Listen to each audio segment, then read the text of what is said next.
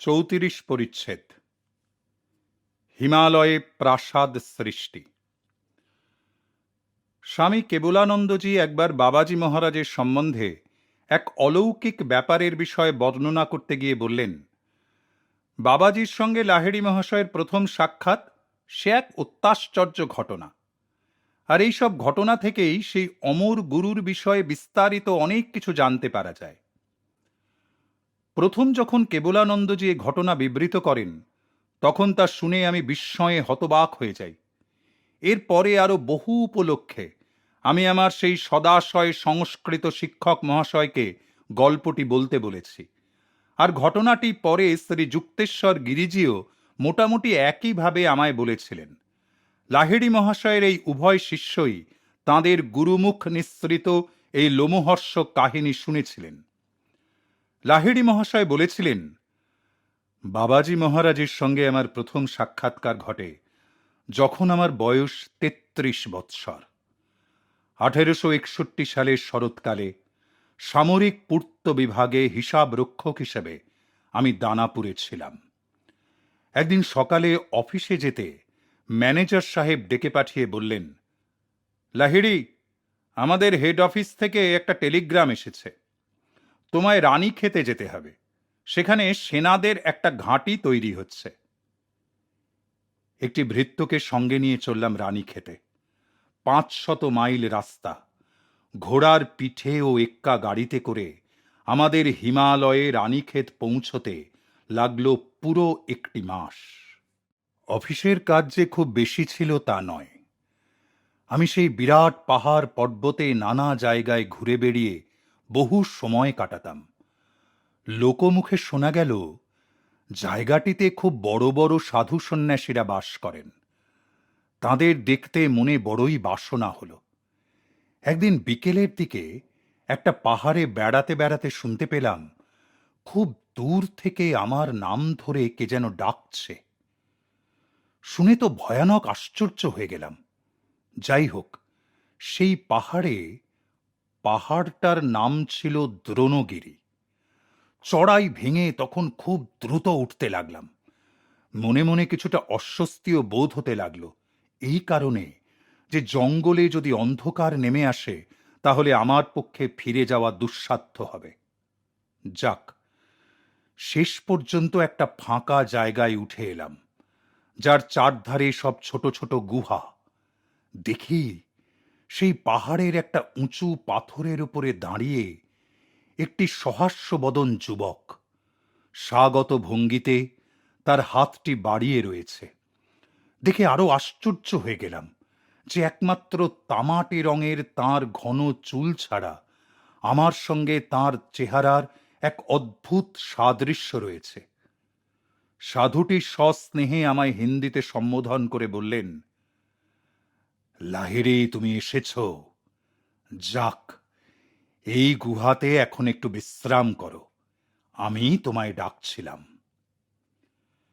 একটা পরিষ্কার ছোট্ট গুহাতে প্রবেশ করে দেখলাম যে কতকগুলো পশমের কম্বল আর কমণ্ডলু সেখানে রয়েছে। একটা কোণে ছিল ভাঁজ করা একটি কম্বল। তা দেখিয়ে যোগীটি জিজ্ঞাসা করলেন, লাহিড়ী, তুমি ওই আসনটিকে চিনতে পারো? বললাম, না মশাই। তারপর আমার দুঃসাহসিক কাজে কতকটা যেন ভীতি বিহ্বল হয়ে পড়েই বললাম, আমায় এখনই চলে যেতে হবে, রাত এসে পড়ল, সকালে অফিসে অনেক কাজ আছে। সেই রহস্যময় সাধুটি তখন ইংরেজিতে উত্তর দিলেন, অফিসকেই তোমার জন্য এখানে আনা হয়েছে, তোমাকে অফিসের জন্য নয়, বুঝলে? শুনে অবাক হয়ে গেলাম। এই অরণ্যবাসী সন্ন্যাসীটি শুধু ইংরেজিতেই কথাবার্তা বলতে পারেন যে তা নয়, যীশুখ্রিস্টের বাণীর ভাবার্থও করতে পারেন। তারপর বললেন, দেখছি যে আমার টেলিগ্রামের ফল ফলেছে। যোগীটির কথাগুলো আমার কাছে অত্যন্ত দুর্বোধ্য ঠেকল, তাই এ কথার মানে কি জিজ্ঞাসা করলাম। আমি তোমার সেই টেলিগ্রামের কথা বলছি, যা পেয়ে তুমি এই নির্জন প্রদেশে এসেছ।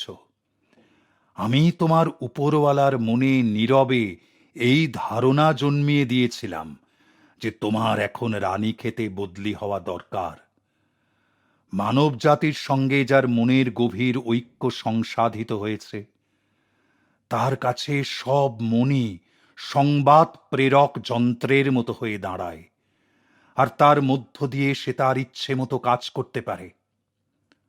তারপর তিনি শান্তস্বরে বললেন, লাহিড়ী, নিশ্চয়ই এই গুহা তোমার কাছে পরিচিত বলেই বোধ হচ্ছে। হতবুদ্ধি হয়ে নিস্তব্ধভাবে বসে রয়েছি। এমন সময় সাধুটি কাছে এসে আমার কপালে মৃদুভাবে আঘাত করলেন। তার হস্তের চুম্বক স্পর্শে আমার মস্তিষ্কের ভিতর দিয়ে একটা অদ্ভুত প্রবাহ বয়ে গেল। সঙ্গে সঙ্গে আমার পূর্ব জীবনের বহু ছোট খাটো মধুর স্মৃতি মনের মধ্যে জাগরিত হয়ে উঠল। আনন্দের আবেগে অবরুদ্ধ স্বরে বললাম, মনে পড়ছে, মনে পড়েছে, মনে পড়েছে, আপনি আমার গুরু বাবাজি। আহা, জন্ম জন্মান্তর ধরে আপনি আমার। এখন মনে অতীতের সব দৃশ্য স্পষ্ট জেগে উঠছে। আমার গত জীবনের বহু বছর এইখানে, এই গুহাতেই আমি অতিবাহিত করেছিলাম। অনির্বচনীয় স্মৃতির উচ্ছ্বাসে অভিভূত হয়ে আমি শাস্ত্র নয়নে আমার গুরুদেবের পদযুগল ধারণ করলাম। স্বর্গীয় প্রেমে বিগলিত কণ্ঠে বাবাজি বললেন, ৩০ বছরেরও বেশি সময় ধরে আমি তোমার জন্যে অপেক্ষা করছি। অপেক্ষা করছি এই জন্যে যে তুমি আবার আমার কাছে ফিরে আসবে। কিন্তু তুমি পালিয়ে গেলে আমার কাছ থেকে।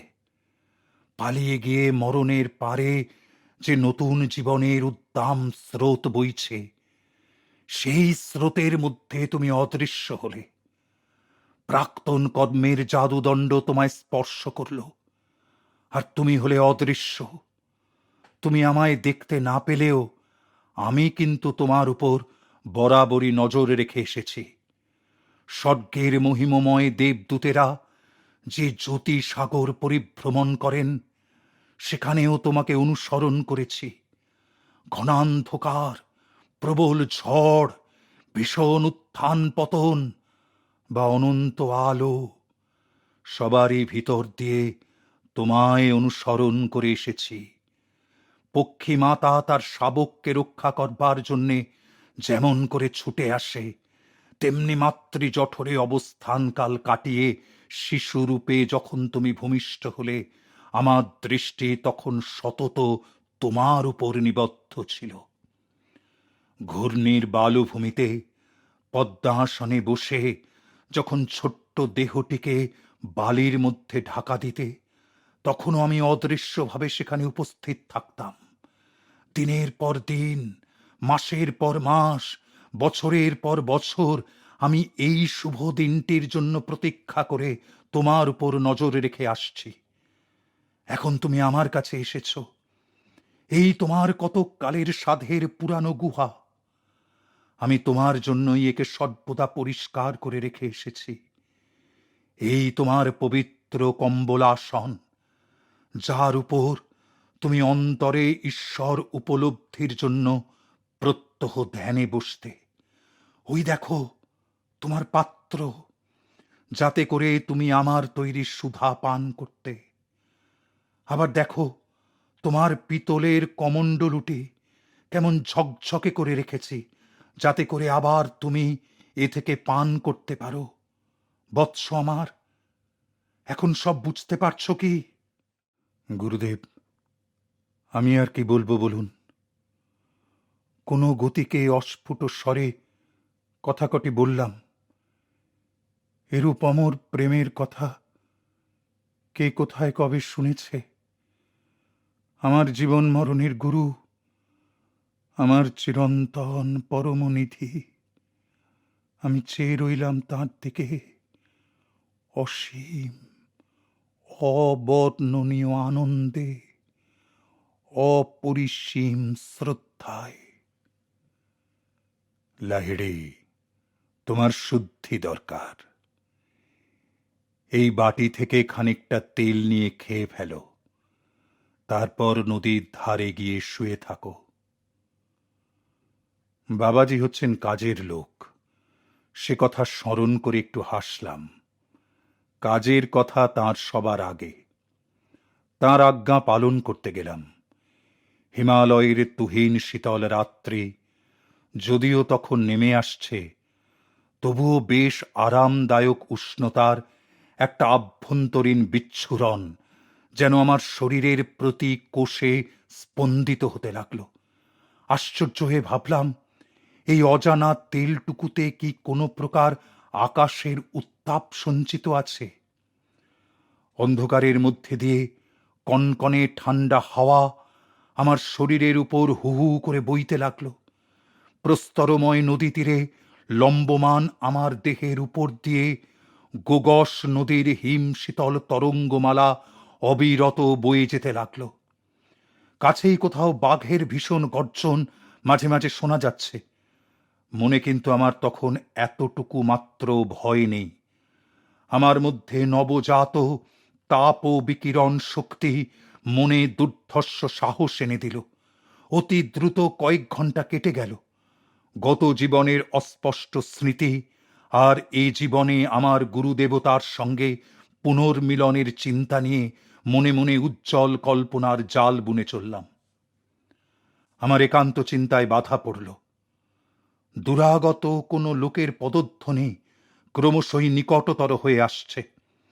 অন্ধকারে একটি মানুষের হাত সযত্নে আমাকে ধরে দাঁড় করিয়ে দিল এবং তারপর পরার জন্যে কিছু শুকনো কাপড় চোপড়ও দিল।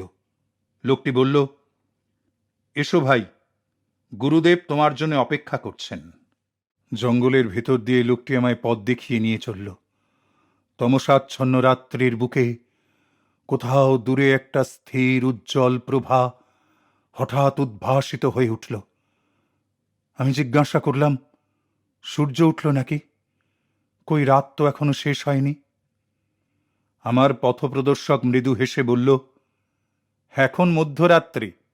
ওই যে দূরের আলো দেখা যাচ্ছে, ও হচ্ছে আমাদের অদ্বিতীয় মহাগুরু বাবাজি মহারাজের দ্বারা এই রাত্রেই তৈরি করা একটি সোনার রাজপ্রাসাদের আলোর ছটা। সুদূর অতীতে তুমি একবার রাজপ্রাসাদের সৌন্দর্য দেখবার বাসনা করেছিলে। আমাদের গুরুদেব তাই তোমার সেই ইচ্ছা আজ পূরণ করছেন। তাতে করে তোমার শেষ কর্মবন্ধন আচ্ছিন্ন হল।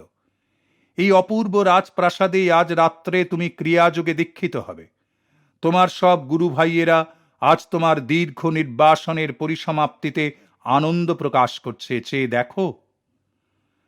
আমাদের চোখের সামনে উজ্জ্বল সুবর্ণ নির্মিত অসংখ্য মণিমাণিক্য খচিত এক বিরাট রাজপ্রাসাদ, চতুর্দিকে মনোরম উদ্যান বেষ্টিত শান্ত সরোবরে যা প্রতিবিম্বিত, সে এক অতুলনীয় অনুপম সৌন্দর্য।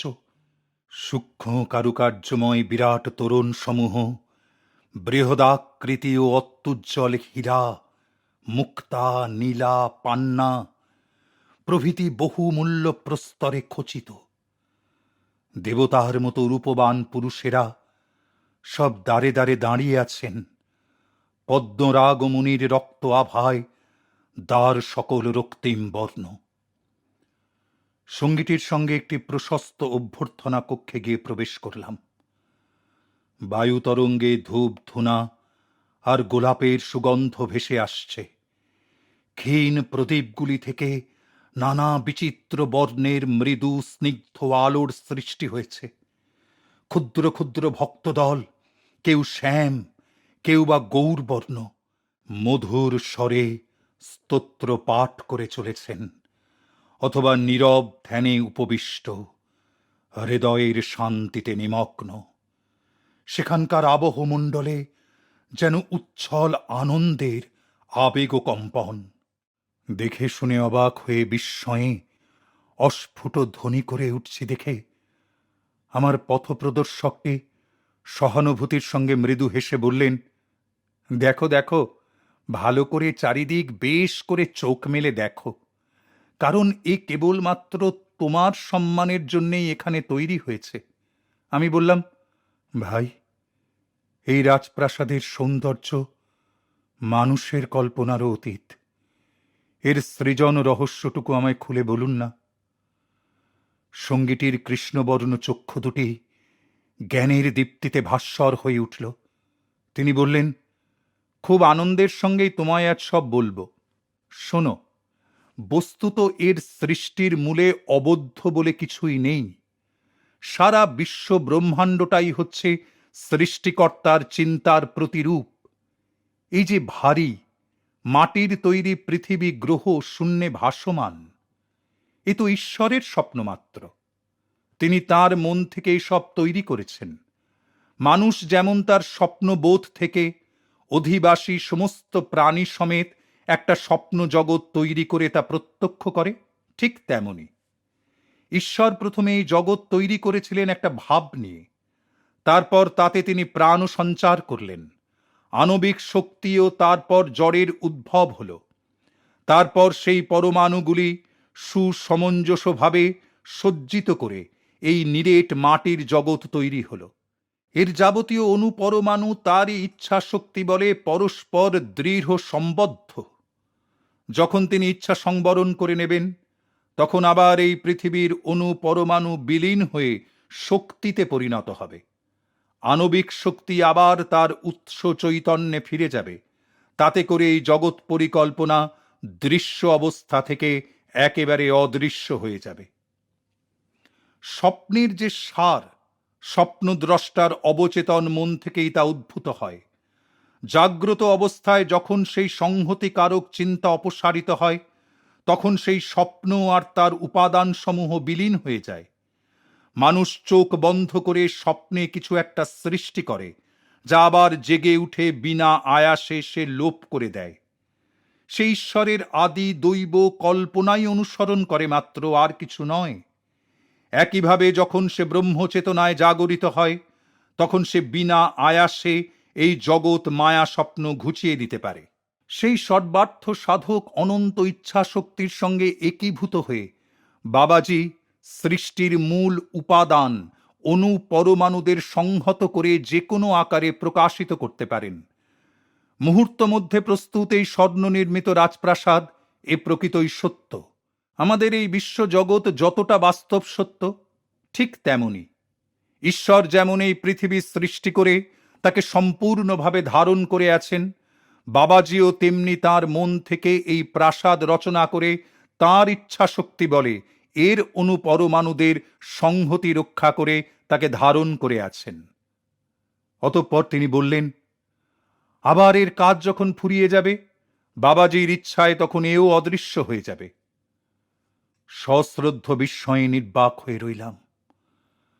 আমার পথপ্রদর্শক মহাশয় এক বিচিত্র অঙ্গভঙ্গি সহকারে বললেন, এই যে দীপ্তোজ্জ্বল রাজপ্রাসাদ, নানা বহুমূল্য প্রস্তরে অপরূপ কারুকার্য খচিত, এ কোনো মানব প্রচেষ্টায় নির্মিত হয়নি, অথবা বহু পরিশ্রমে খনি থেকে তোলা স্বর্ণ বা হীরকাদিতেও রচিত হয়নি। এ মানব শক্তিকে প্রতিদ্বন্দ্বিতায় আহ্বান করে সগর্বে উন্নত শিরে দৃঢ়ভাবে দণ্ডায়মান। যে নিজেকে ঈশ্বরের সন্তান বলে প্রকৃতই উপলব্ধি করতে পেরেছে, বাবাজি যেমন করেছেন, সে তার অন্তর্নিহিত অসীম শক্তি বলে যে কোনো উদ্দেশ্য সাধন করতে পারে। অত্যন্ত সাধারণ এক টুকরো পাথরের ভিতর যেমন বিরাট আণবিক শক্তির রহস্য লুক্কায়িত রয়েছে, ঠিক তেমনি মানুষের ভিতরেও দৈব শক্তির অফুরন্ত ভাণ্ডার লুকানো আছে। অতঃপর মুনিবর নিকটস্থ একটা টেবিলের উপর থেকে একটি পরম রমণীয় পুষ্পাধার তুলে নিলেন, যার হাতলটি উজ্জ্বল হীরক খচিত। তারপর সেটি এগিয়ে দিয়ে বললেন, আমাদের মহাগুরু কোটি কোটি মুক্ত বোম রশ্মি ঘনীভূত করে এই প্রাসাদটি সৃষ্টি করেছেন। এই ফুলদানি আর তার হীরকগুলি স্পর্শ করে দেখো, তোমার ইন্দ্রিয় গ্রাহ্য অনুভূতির সব পরীক্ষাগুলোতেই তা উতরে যাবে। ফুলদানিটি নিয়ে পরীক্ষা করলাম। এর মণিরত্নগুলি রাজরাজরাদের সংগ্রহ করার উপযুক্ত। তারপর উজ্জ্বল চাকচিক্য বিশিষ্ট স্থূল কনক নির্মিত সেই ঘরের মসৃণ দেওয়ালের উপরে হাত বুলিয়ে দেখলাম।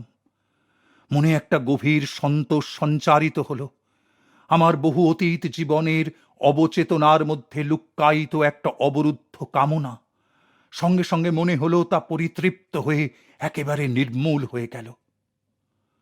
আমার রাজকীয় সহচর নানা কারুকার্য খচিত খিলান ও দীর্ঘ দালানের ভিতর দিয়ে আমায় সঙ্গে নিয়ে সম্রাটের প্রাসাদের মতো বহুমূল্য উপকরণে সুসজ্জিত কতকগুলি কক্ষে গিয়ে উপস্থিত হলেন। এক বিশাল হল ঘরে আমরা প্রবেশ করলাম।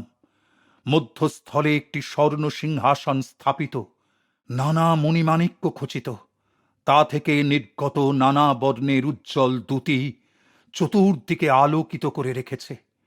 সেখানে পদ্মাসনে উপবিষ্ট আমাদের গুরুদেব বাবাজি মহারাজ। আমি সেই চকচকে মেঝের উপর তাঁর পদতলে নতজানু হয়ে বসলাম। লাহিড়ী, এখনো কি তুমি তোমার সোনার রাজপ্রাসাদের স্বপ্ন কামনায় বিভোর হয়ে রয়েছ? গুরুদেবের চক্ষু দুটি তাঁর তৈরি নীলার মতোই জ্যোতি বিকিরণ করছিল। গুরুদেব বললেন, জাগো বৎস, জাগো। তোমার সব পার্থিব আকাঙ্ক্ষা এখন চিরতরে মিটে যেতে চলেছে। তারপর তিনি কতকগুলি দুর্বোধ্য মন্ত্রে আশীর্বচন উচ্চারণ করে বললেন, বৎস, ওঠো, ক্রিয়াযোগের সাহায্যে ভগবত রাজ্যের সান্নিধ্য লাভের দীক্ষা নাও। বাবাজি তাঁর দক্ষিণ হস্ত প্রসারিত করলেন। চারিদিকে ফল ও পুষ্প বেষ্টিত এক হোমকুণ্ডে হোমাগ্নিশিখা প্রজ্বলিত হয়ে উঠল। সেই জ্বলন্ত অগ্নিবেদীর সম্মুখে আমি কৈবল্য দায়িনী যোগ প্রণালীর শিক্ষা লাভ করলাম। অতি প্রত্যুষেই সমগ্র অনুষ্ঠানটি সমাপ্ত হল। সেই ভাবাবেশ অবস্থায় আমার ঘুমের আর কোনো প্রয়োজনই বোধ হল না। আমি প্রাসাদের চতুর্দিকে ইতস্তত পরিভ্রমণ করতে লাগলাম। চারিদিকেই অমূল্য ধনরত্ন আর অপূর্ব কারুশিল্পের দ্রব্য সম্ভারে সুসজ্জিত। তারপর আমি উদ্যান মধ্যে প্রবেশ করলাম। লক্ষ্য করলাম যে গতকাল যা দেখেছিলাম অতি নিকটেই সেই সব গুহা আর তরু লতা গুল্মবিহীন পর্বতের পাড়গুলি সব রয়েছে, কিন্তু গতকাল তাদের সংলগ্ন প্রাসাদ বা পুষ্পবিথির কোনো চিহ্নই ছিল না। তুষার শীতল হিমালয় পর্বতের সূর্যকিরণে সেই প্রাসাদে পুনঃপ্রবেশ করে গুরুদেবের অন্বেষণ করলাম। তখনও তিনি সিংহাসনে সমাসীন। চতুর্দিকে বহু শিষ্যমণ্ডলী তাঁকে বেষ্টন করে নীরবে উপবিষ্ট। বাবাজি বললেন, লাহিড়ী, তোমার এখন খিদে পেয়েছে, বুঝতে পারছি। আচ্ছা, চোখ বোঝো। চোখ খোলবার পর দেখি যে সেই মায়া প্রাসাদ আর তার উদ্যান সবই অদৃশ্য হয়েছে। আমার নিজ দেহ, বাবাজি এবং তাঁর শিষ্যগণের মূর্তি সব এখন ঠিক যে স্থানে প্রাসাদটি অবস্থিত ছিল সেখানকার উন্মুক্ত ভূমিতে উপবিষ্ট রয়েছে। জায়গাটা সেই পর্বত গুহার সূর্যালোকিত প্রবেশ পথ থেকে বেশি দূরে নয়। মনে পড়ে গেল, আমার পথপ্রদর্শক তো আগেই বলেছিলেন যে প্রাসাদটি কাজ শেষ হয়ে গেলেই আবার অদৃশ্য হয়ে যাবে, আর এর সংহত অনুপরমাণুগুলি যেখান থেকে তাদের উৎপত্তি হয়েছিল সেই সব ভাবরূপেই বিলীন হয়ে যাবে। হতবম্ব হয়ে পড়লেও আমি পূর্ণ বিশ্বাসের সঙ্গেই গুরুর দিকে তাকালাম। কি জানি আজকের এই ভোজবাজির দিনে আবার যে কি ঘটতে পারে তা তো বলতে পারি না। বাবাজি বললেন, যে উদ্দেশ্যে প্রাসাদটি তৈরি হয়েছিল তা এখন শেষ হয়েছে। তিনি সেই ভূমি থেকে একটা মাটির হাঁড়ি তুলে নিয়ে আমায় বললেন, এর ভিতরে হাত ঢুকিয়ে দেখো, যা তোমার খেতে ইচ্ছে হবে তাই পাবে। নাও, শুরু করো। শূন্য মাটির হাঁড়িটা ছুতেই গরম গরম গাওয়া ঘিয়ে ভাজা লুচি, নানা রকম মুখরোচক তরকারি আর বহুবিধ মিষ্টান্ন তার ভিতরে এসে গেল। খেতে লাগলাম। দেখি যে হাঁড়িটা আর ফুরোয় না। খাওয়া শেষ হলে জলের জন্য চারিদিকে তাকালাম। গুরুদেব সেই হাঁড়িটাই দেখিয়ে দিলেন। আশ্চর্য, খাবারগুলো তখন সব অদৃশ্য হয়ে গেছে, আর তার জায়গায় রয়েছে নির্মল শীতল জল। বাবাজি বললেন, অতি অল্প লোকেই জানে যে ভগবানের রাজ্যের ভিতর আমাদের এইসব পার্থিব প্রয়োজনের রাজ্যও আছে। ঈশ্বরের রাজ্য আমাদের এ জগৎ সংসারেও বিস্তৃত, কিন্তু এ জগৎ সংসার সবই মায়াময় বলে এতে সত্যের কোনো সার নেই, বুঝলে? বললাম, পূজনীয় গুরুদেব, স্বর্গ মর্তের মধ্যে যে সৌন্দর্যের সংযোগ রয়েছে তা কাল রাত্রে আপনি আমায় দর্শন করালেন। তারপরে সেই অদৃশ্য প্রাসাদের কথা স্মরণ করে মনে মনে এই ভেবে হাসলাম যে এরূপ প্রত্যক্ষ বিলাসিতার মধ্যে নিশ্চয়ই কোনো সাধারণ যোগী আত্মার সুমহান আর গূঢ় তত্ত্ব বিষয়ে এমনভাবে দীক্ষা পাননি। বর্তমান দৃশ্যের বাস্তবতার দিকে তেমনি শান্তভাবেই তাকাতে লাগলাম। তৃণ পুষ্পবিহীন ভূমি, উন্মুক্ত আকাশ, মানুষের আদিম আশ্রয় পর্বত গুহা, সবই আমাদের চতুষ্পার্শ্বের দেবদূত সম সাধু সন্তদের স্বাভাবিক পরিবেশ বলেই বোধ হল। সেই দিন বিকালে আমি আমার কম্বলাসনে বসে আছি, অতীত জীবনের ঈশ্বর উপলব্ধি পুত। আমার গুরুদেব কাছে এসে মাথার উপর হাত বুলিয়ে দিলেন। তাঁর পুণ্য হস্ত স্পর্শে আমি নির্বিকল্প সমাধির অবস্থায় প্রবেশ করলাম। এই অবস্থায় আমি একাদিক্রমে 7 দিন ছিলাম। আত্মজ্ঞানের বিভিন্ন স্তর অতিক্রম করে আমি মৃত্যুহীন পরম সত্যের রাজ্যে প্রবেশ লাভ করলাম। মায়ার সব সীমাবদ্ধতা দূর হয়ে গেল। আমার আত্মা পরমাত্মবেদিকায় সুপ্রতিষ্ঠিত হল। অষ্টম দিবসে আমি গুরুদেবের শ্রীচরণে প্রণিপাত করে কাতর আবেদন করলাম যেন তিনি আমাকে এই পবিত্র বনভূমিতে সর্বদাই নিজের সঙ্গে রাখেন। বাবাজি আমায় আলিঙ্গন করে বললেন, বৎস, এ জনমে তোমাকে বাইরের দর্শক মণ্ডলীর সামনেই অভিনয় করে যেতে হবে। তোমার বহু জন্মের নির্জন সাধনার আশীর্বাদ পুত হলেও এ জীবনে তোমায় এ সংসারের মানুষের মধ্যেই থাকতে হবে। বিয়ে হয়ে গিয়ে তোমার ছোটখাটো একটি সংসারের, আর সেই সঙ্গে তার দায়িত্বভার না পাওয়া পর্যন্ত এবারে আমার সঙ্গে যে তোমার দেখা হয়নি, তার মধ্যে একটা গূঢ় উদ্দেশ্য নিহিত ছিল। হিমালয়ে আমাদের এই গোপন ছোট্ট দলটিতে যোগদান করবার ইচ্ছা এখন পরিত্যাগ করো।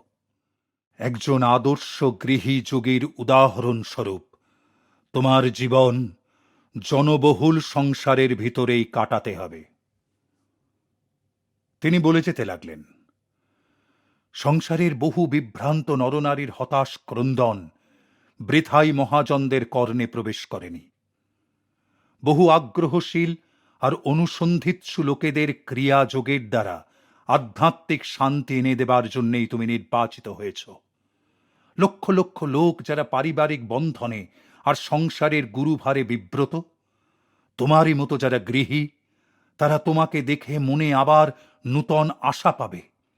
যোগ মার্গের সর্বোচ্চ অবস্থা যে গৃহস্থের পক্ষে অপ্রাপ্য নয়, তার পথ তোমাকেই প্রদর্শন করতে হবে। এই সংসারের ভিতরেই কোনো যোগী যদি তার নিজের ব্যক্তিগত কামনা বাসনা বা আসক্তি পরিত্যাগ করে আপন কর্তব্যসমূহ বিশ্বস্তভাবে পালন করে, তাহলে সে জ্ঞান ও দীপ্তির সুনিশ্চিত পন্থাই অবলম্বন করে। সংসার ত্যাগ করতে বাধ্য হবার তোমার কোনো প্রয়োজন নেই, কারণ অন্তরে তোমার কর্মবন্ধন সব ছিন্ন হয়ে গেছে। তুমি এ জগতের লোক না হলেও তবু তোমায় এর ভিতরেই থাকতে হবে। এখনো তোমাকে অনেক দিন পারিবারিক, কর্মজীবন, নাগরিক অথবা আধ্যাত্মিক কর্তব্য সকল বিশ্বস্তভাবে পালন করতে হবে। সংসারী লোকেদের শুষ্ক হৃদয়ে একটা নূতন স্বর্গীয় আশার সঞ্চার হবে। তোমার সুসমঞ্জস জীবন দেখে তারা বুঝতে পারবে মুক্তি আসে অন্তরের বৈরাগ্যে, বাইরের ত্যাগে নয়। হিমালয়ের সেই নির্জনতার মধ্যে গুরুর কথাগুলি শুনতে শুনতে মনে হলো যেন আমার সংসার, আমার অফিস, এ পৃথিবী কত দূরে সরে গেছে। তবুও তাঁর কথার মধ্যে বজ্রকঠোর সত্যের ভাব পরিস্ফুট। নিতান্ত অনুগতভাবেই সেই স্বর্গীয় শান্তির আনন্দ নিলয় ত্যাগ করতে সম্মত হলাম। শিষ্যকে যোগ ও সাধনে দীক্ষাদান করবার সব প্রাচীন আর কঠিন নিয়মগুলি বাবাজি আমায় শিখিয়ে দিলেন। তিনি বললেন, যারা উপযুক্ত একমাত্র সেই সব শিষ্যকেই কেবল ক্রিয়া দেবে।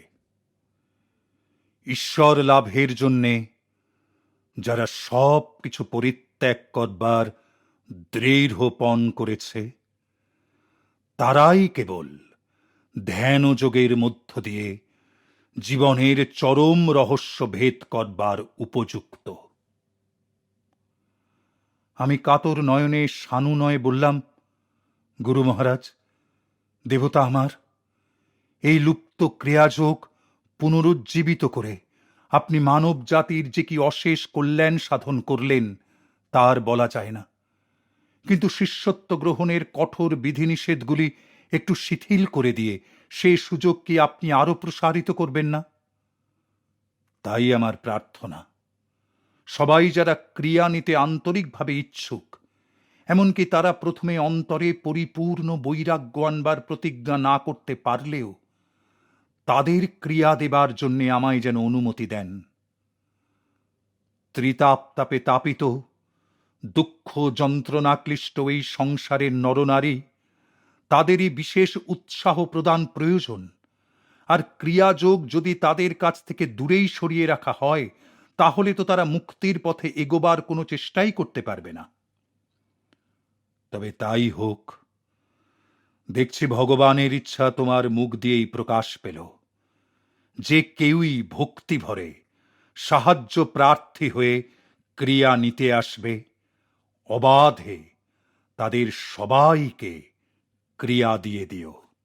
খানিকক্ষণ নীরব থেকে বাবাজি আবার বললেন, তোমার প্রত্যেক শিষ্যের কাছে ভগবদ গীতার এই অমর শ্লোকটি উদ্ধৃত করে শোনাবে। স্বল্পম অপ্যস্য ধর্মস্য ত্রায়তে মহত ভয়াত। অর্থাৎ ধর্মের অতি অল্পমাত্র অনুশীলনেও তোমরা বিপুল ভয় থেকে পরিত্রাণ পাবে।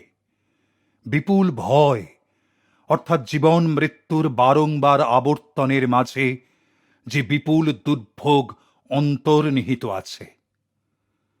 তার পরদিন সকালবেলা বিদায় আশীর্বাদ নেবার সময় গুরুদেবের চরণ প্রান্তে নতজানু হয়ে প্রণাম করতে, তাকে ছেড়ে যেতে যে আমার একান্ত অনিচ্ছা, তা বুঝতে পেরে সস্নেহে তিনি আমার কাঁধের উপর স্নেহ ভরে একখানি হাত রেখে বললেন, প্রিয় বৎস, আমাদের মধ্যে কখনো কোনো বিচ্ছেদ নেই যেন। যেখানেই তুমি থাকো না কেন, আর যখনই তুমি আমায় ডাকো না কেন, আমি তৎক্ষণাৎ তোমার কাছে গিয়ে উপস্থিত হব।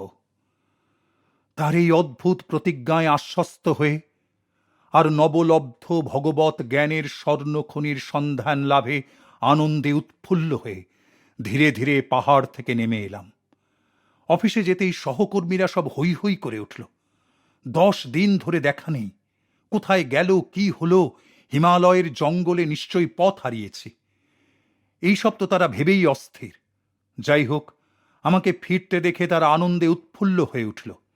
তারপর শিগগিরই হেড অফিস থেকে একটি চিঠি এলো। চিঠিতে লেখা ছিল, লাহিড়ী দানাপুরের অফিসে ফিরে আসবে। তার রানীক্ষেতে বদলি ভুলক্রমে হয়ে গিয়েছিল। আর একজন লোককে রানীক্ষেতের কাজের ভার নিতে পাঠানো উচিত ছিল। যাক, সব দেখে শুনে তো মনে মনে খানিকটা হাসলাম এই ভেবে যে কি ধরনের ঘটনার উল্টো স্রোত আমাকে ভারতবর্ষের এই সুদূরতম প্রদেশে টেনে এনে ফেলেছে। দানাপুরে ফেরবার আগে মোরাদাবাদে আমি এক বাঙালি পরিবারের সঙ্গে দিন কতক ছিলাম। জনছয়েক বন্ধু মিলে একদিন যখন গল্পগুজব চলছে, আমি কথাবার্তা আধ্যাত্মিক বিষয়ের দিকে ঘুরিয়ে দিলাম।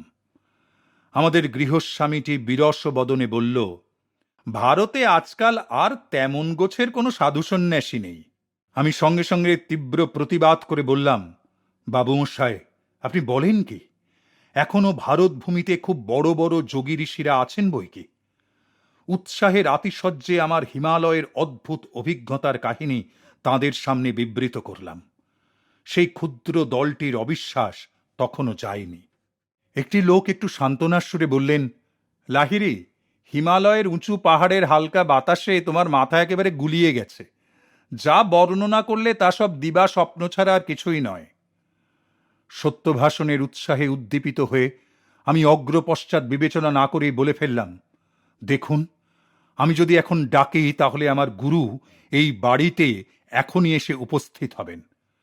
শুনে তো সকলের চক্ষু উৎসাহে প্রদীপ্ত হয়ে উঠল। আর এরকম অলৌকিক উপায়ে কোনো যোগীকে আবির্ভূত হতে দেখবার জন্যে যে সকলেরই আগ্রহ হবে, সেটা এমন বিশেষ কিছু আশ্চর্যের বিষয় ছিল না।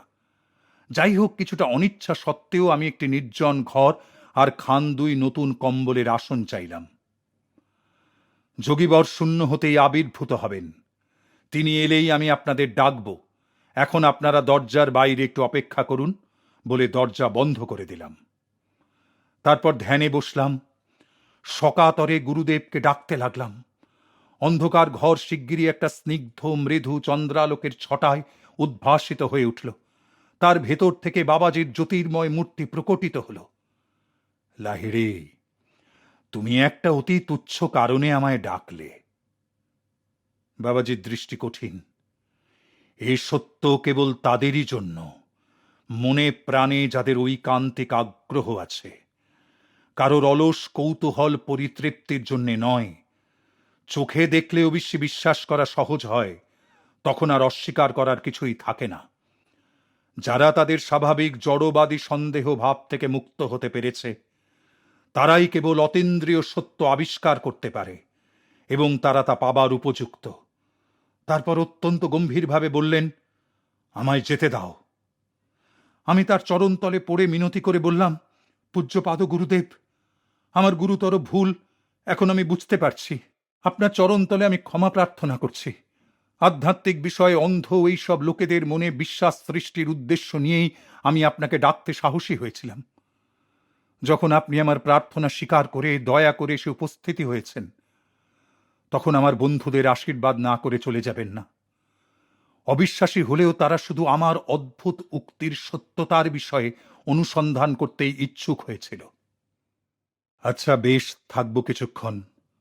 অবশ্যই আমিও ইচ্ছা করি না যে তোমার বন্ধুদের সামনে তোমার কথা খেলো হয়ে যায়। বাবাজির মুখমণ্ডল শান্ত কোমল হয়ে এলো। তারপর তিনি স্নিগ্ধ মধুর স্বরে বললেন, বাবা, এখন থেকে কেবল তোমার সত্যি সত্যি দরকার পড়লে ডাকলে তবেই আমি আসব। সব সময় ডাকলে আর আসব না।